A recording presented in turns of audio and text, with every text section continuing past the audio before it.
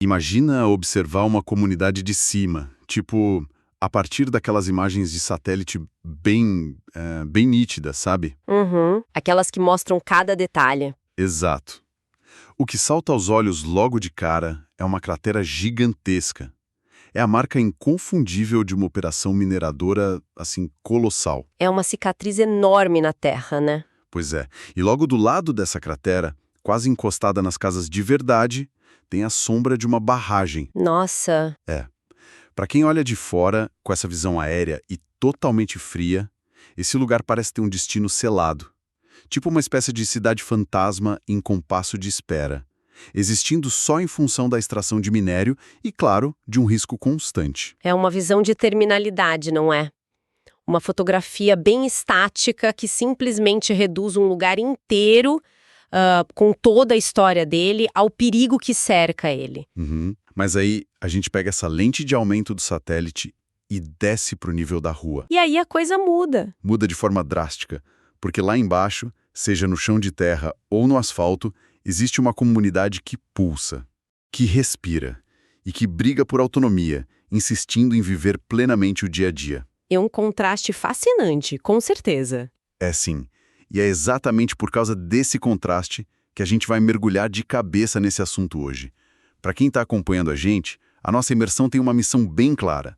A gente vai destrinchar a relação complexa entre o planejamento urbano de uma cidade e a sobrevivência cultural de quem mora nela. Isso mesmo. E olha, o material que a gente tem para basear essa análise é de uma profundidade impressionante. Sim, é muito rico. O nosso grande fio condutor hoje é um ensaio chamado O Morto-Vivo, Antônio Pereira, Além da Vale.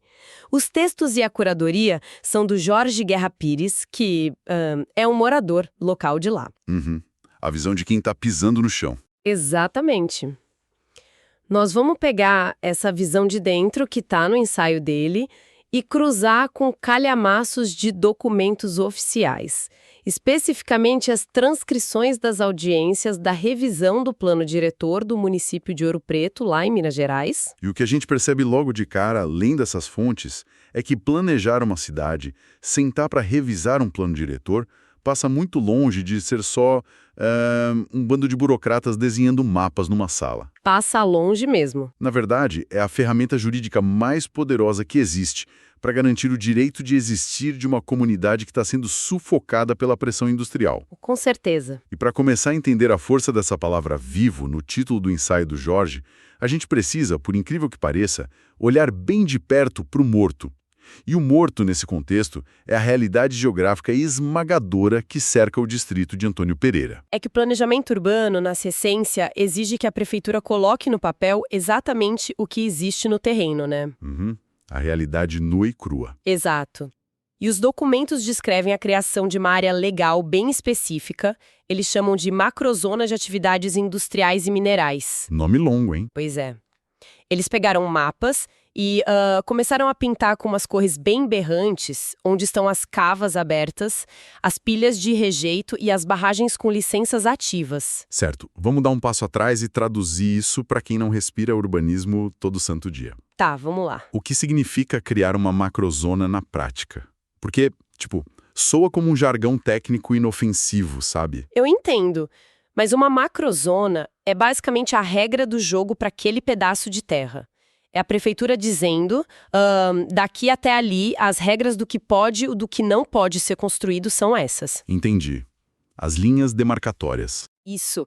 E no caso das audiências públicas que a gente analisou, as transcrições mostram um mapeamento técnico de áreas de rompimento hipotético de barragem. Nossa. Além de zonas de inundação e áreas de deslizamento. É uma nomenclatura fria, claro, mas que carrega o reconhecimento oficial de um risco letal. É um peso existencial enorme para as pessoas de lá. Muito grande. Lendo isso, me veio uma analogia forte na cabeça. Tentar planejar o futuro urbano de Antônio Pereira, decidir onde vai ter uma praça ou, sei lá, uma escola nova, parece muito com a sensação de tentar decorar e organizar a sala da sua casa, sabendo que tem uma rocha gigante e pesada balançando no teto, presa por um fiozinho. É uma imagem assustadora, mas muito precisa. Eu fiquei me perguntando, lendo os documentos, Como é que se planeja a vida quando a característica principal imposta ao local é ser uma zona de risco? Colocar isso no mapa não é assinar um atestado de óbito para o distrito? E então, o que é fascinante aqui é exatamente isso, do ponto de vista legal. Como assim? O plano diretor usa essa espécie de ressonância magnética do território, identificando cada milímetro do risco, não para condenar Antônio Pereira ao fim, Tá. mas como uma diretriz especial restritiva. É uma ferramenta de defesa. É um paradoxo brilhante, na verdade. Pera aí. Assumir que o lugar está sob ameaça de uma barragem é o que protege o lugar? Eu entendi direito? Exatamente isso.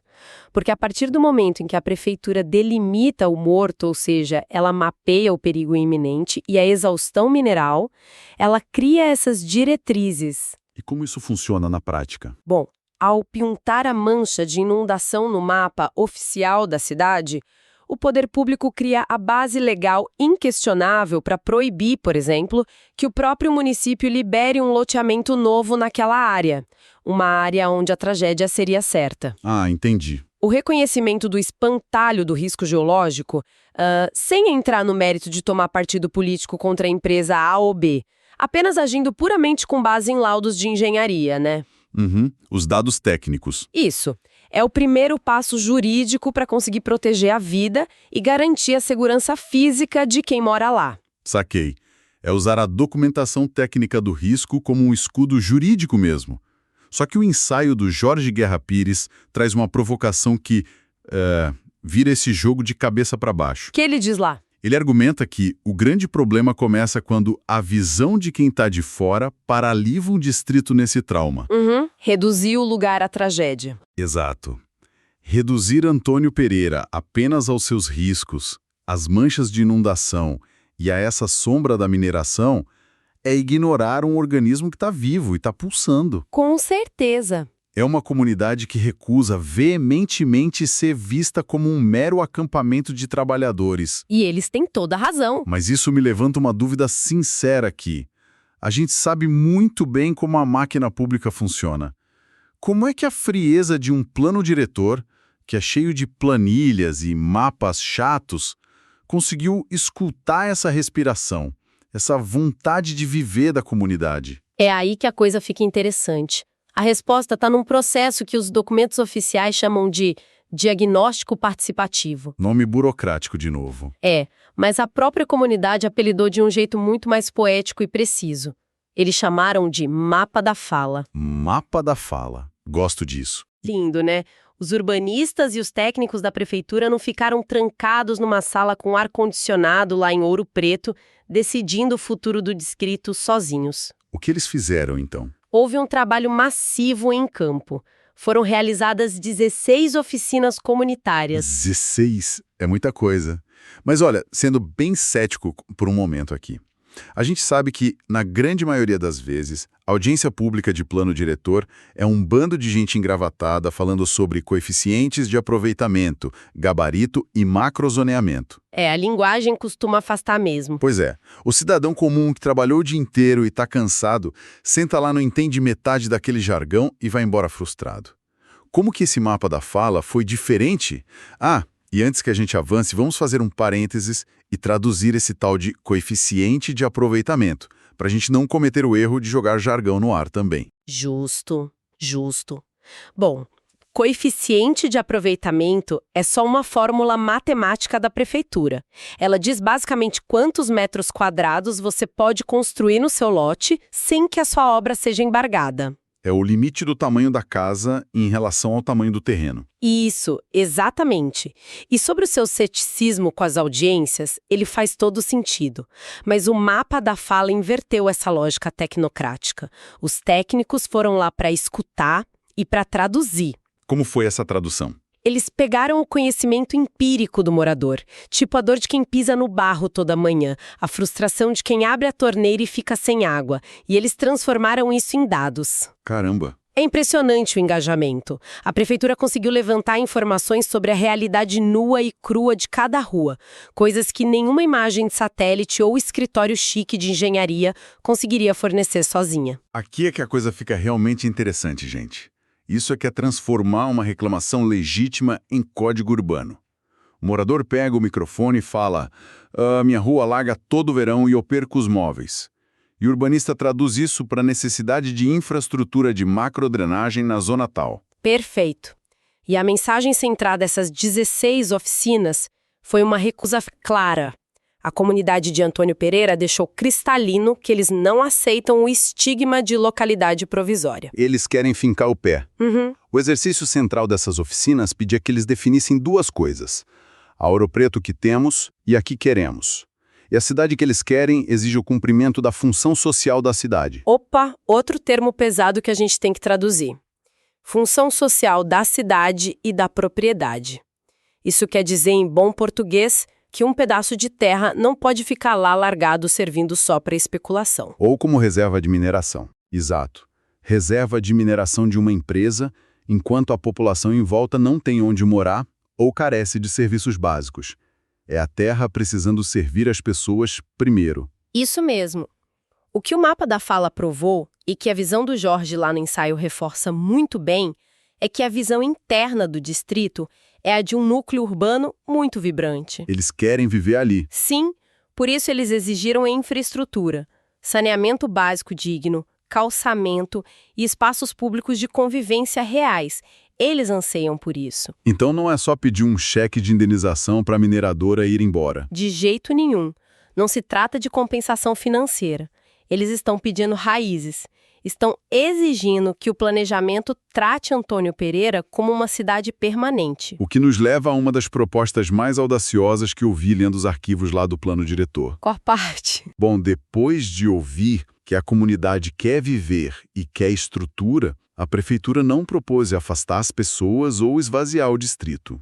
É verdade? A solução técnica virou uma estratégia com um nome super sugestivo: Bem Viver. O bem viver. É o coração da proposta. Pois é. A ideia central é focar no fortalecimento das centralidades locais. O que é uma virada de chave fundamental para eles. A intenção dessa estratégia do bem viver é garantir que Antônio Pereira tenha autonomia.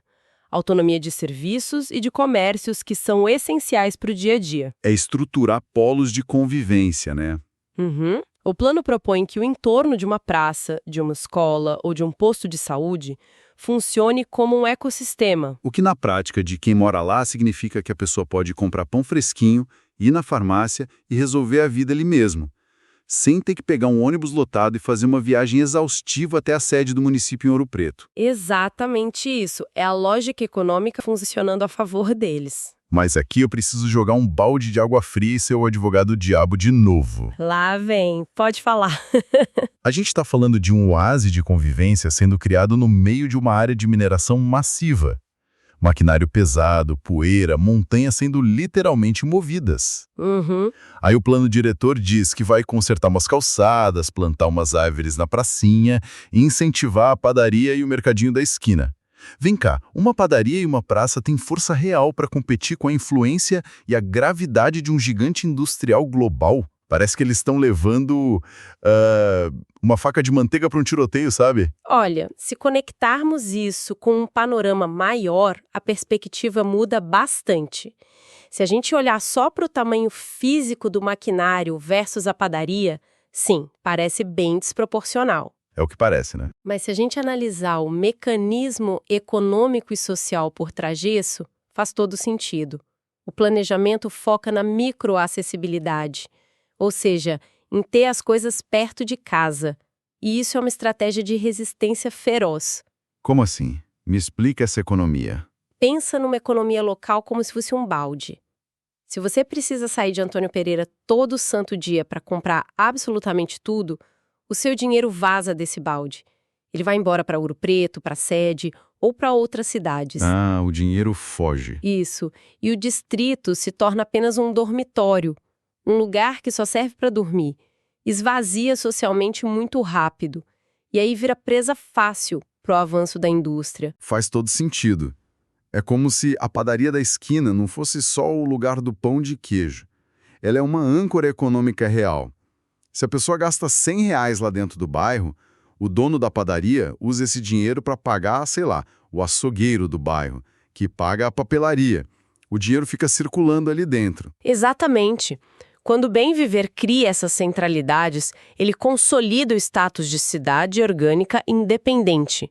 A autonomia local é que fortalece a identidade deles. Entendi. As calçadas arrumadas, o posto de saúde que funciona e o comércio vizinho forte são a materialização disso. A prova física de que a vida humana ali tem primazia. O lugar deixa de ser um acampamento e volta a ser um lar. Perfeito, é isso mesmo. Muito bom. Mas olha, para que essa economia circule, para que esse balde fique cheio e o ecossistema do bem viver funcione, as pessoas precisam conseguir circular também. Com certeza. E nas fontes existe uma discussão enorme e bem técnica sobre hierarquia viária e integração. É um ponto super crítico que os documentos levantam. Um coração fortalecido por essas novas centralidades precisa de artérias que funcionem bem. Caso contrário, o organismo todo colapsa no isolamento. É, a velha metáfora do corpo humano para as cidades. Se o sangue, que nesse caso são as pessoas e os recursos, não circula livremente, a parte isolada acaba necrosando. É exatamente isso. E o município de Ouro Preto, como um todo, tem cerca de 900 quilômetros de estradas municipais. 900? É chão pra caramba. Muito chão. Gerenciar essa malha viária é um quebra-cabeça de infraestrutura monumental. E o que fica claro lendo os debates é que o asfalto, historicamente, conta uma história sobre quem é a prioridade ali. Uma estrada nunca é só uma estrada, né? Nunca. Por muito tempo, as vias ali foram desenhadas, alargadas e mantidas com um único propósito: escoar minério o mais rápido possível. É a lógica da logística da indústria passando por cima da logística humana. Exato. Caminhões gigantes e pesadíssimos destruindo o pavimento todo dia, enquanto o transporte público do morador comum fica preso ou quebra no primeiro buraco que aparece. E o que a revisão do plano tenta fazer com isso? Ela tentar reverter ou, no mínimo, equilibrar essa lógica cruel. O plano detalha a reestruturação da malha viária, criando diretrizes que priorizam as estradas estratégicas, mas com foco em facilitar o fluxo de pessoas, não apenas o minério. Entendi. É usar a infraestrutura para democratizar o acesso. Porque asfaltar a rota da lotação, em vez de apenas consertar a rota do caminhão, é um ato de resistência, né? E como é? É garantir que Antônio Pereira não seja estrangulada pelo próprio isolamento geográfico dela. O asfalto e a calçada passam a ser, tipo, a garantia material de um direito social. Isso levanta uma questão super importante que eu quero pontuar. Infraestrutura física, como as estradas, ônibus, calçadas, isso é a materialização dos direitos sociais básicos. Como assim? Mobilidade, nesse contexto todo, não é sobre colocar piche no chão. É sobre garantir que o jovem consiga chegar numa entrevista de emprego a tempo. Que a mãe consiga levar o filho no posto de saúde. É quebrar aquele isolamento. Exato. É integrar o distrito ao resto do município de uma forma realmente democrática. Bom, a gente já cobriu muita coisa. Como o plano lida com o mapeamento legal do tal risco lá do morto, Sim. como eles tentam ancorar a economia com o bem viver e como as artérias, né, as estradas entram nessa conta da integração. A questão nas fontes, que para mim foi a mais espinhosa de todas. Nós estamos falando de Ouro Preto, gente. Ouro Preto! Sim. Um dos maiores pesos históricos e culturais do país inteiro. E como fica a alma, a identidade profunda de um distrito como Antônio Pereira no meio dessa enxurrada de regras urbanísticas e retroescavadeiras? Então as fontes mergulham fundo nisso também. Esse é o papel das diretrizes de preservação do patrimônio cultural e natural. Certo. E da criação da Zona de Proteção Especial, a famosa ZEP. E o que o ensaio do Jorge diz sobre isso? O ensaio e as discussões públicas frisam muito um conceito: o conceito de cultura viva. Cultura viva? Não é só pedra, então. Exatamente. O foco não é apenas na pedra-sabão, nas igrejas ou nas fachadas dos casarões coloniais. Que é o que a gente pensa logo de cara quando falam de Ouro Preto. Pois é. Mas a cultura viva são as tradições orais, as festas, os modos de fazer locais, a própria convivência na rua. É entender que a cultura vai muito além do monumento físico tombado que atrai turista. Mas é aí que as transcrições das audiências revelam um atrito colossal. Um choque de realidade que, olha, chega a ser angustiante de ler. É o conflito clássico, né? Porque no papel a ideia de proteção extrema do patrimônio e do meio ambiente é linda, é super louvável. Mas na vida real existe a urgência das pessoas de carne e osso. Nas transcrições fica muito evidente que esse excesso de zelo com o passado glorioso às vezes cria situações quase absurdas no presente. É o choque entre a cidade-museu e a cidade real. Exata. Tem relatos de moradores que só queriam construir, sei lá, um quartinho a mais nos fundos porque a filha engravidou. Ou queriam regularizar aquele puxadinho que construíram com o maior suor. Mas eles esbarram numa burocracia patrimonial paralisante. A prefeitura ou os órgãos de patrimônio batem na porta e dizem: não pode mexer porque altera a paisagem histórica. É muito complicado. Isso não é proteger a cultura viva, é empalhar a cidade, é taxidermia urbana. Como é que o plano diretor equilibra a necessidade de ser um museu a céu aberto com a urgência de abrigar famílias do século XXI dentro de um cartão postal? Isso levanta uma discussão central nas fontes sobre como o zoneamento e a proteção não podem ser uma camisa de força.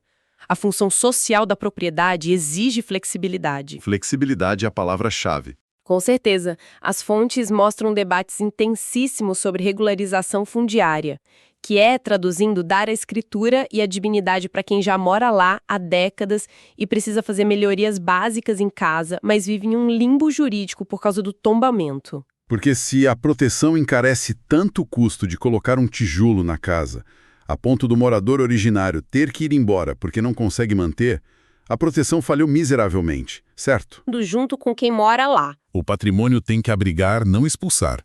Perfeito. O patrimônio histórico deve orientar o crescimento. Não pode expulsar a população mais pobre para a periferia da periferia.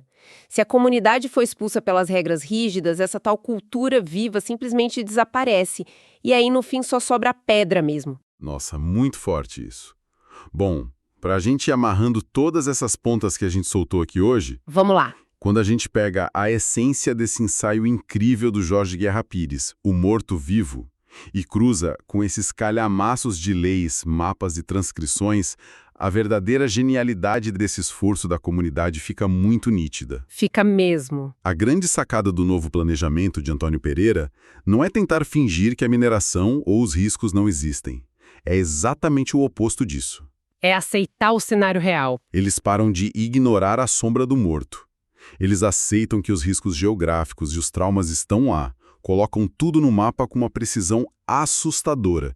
E aí usam esse mapa do risco para legislar ativamente e de forma bem dura em favor do vivo, que é a comunidade, o bem viver, a cultura pulsante. Eles transformam o diagnóstico de risco em uma ferramenta de defesa irrefutável.